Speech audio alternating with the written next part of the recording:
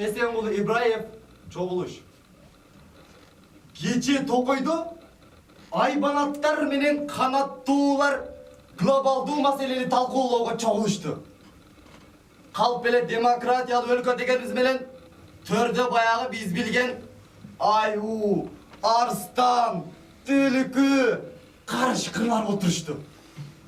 Карала турган маселе бири. Жаратылышты жан жабылап коргоо. Bir sözün koşmayıp Arslan Daklat'ın 10 minut 10 sekundga sozdu. Sözdün sonunda biz makuluktara köböygönübüz menen Tokoyubuz tarıp barat. Sen taza bolson, men taza bolson, жаратылышта taza bolot. Dip Arslan tarapты katır koydu. Oşol zaman bir maalda sağızgan şakılıkta toğuk kakılıkta jatkanda alып баруучу коеник söz başladı. Жолдоштор, ay жолдоштор, тынчтаныңыздарчы. Kokуш, бул эмнетиң адемчисиңиң? Боже мой! Мындай эч качан эч жерде көрө элек болчумун. Кол сүйлөп коён оозун жапкыча, эл беш туруп, элдин көңүлүн буруп. Эй, эмне деп эле былжырап жатасың? Билесиңби?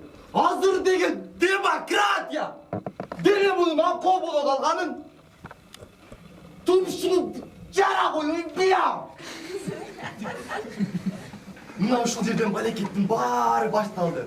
Kalp gülüp maymıldın ırsalақтағаны, еттин тура эмес үргөнү, аю менен түлкүнүн жүргөнү, короспас, ол тоок бек талаштырат тепкени. Абай куш тоок, ажыраша деп сутка чейин арзанып барган.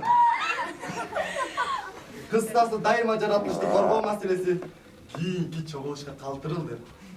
Булардын чечилбес урушу ушул убакка чейин болуп келген мындан ары да боло бермекчи көрүнөт. Өлкөнүн тагдырын чече турган сөрөйлөр мына минтип турса, жаратылышты жок кылат окшойбуз. Сыягы.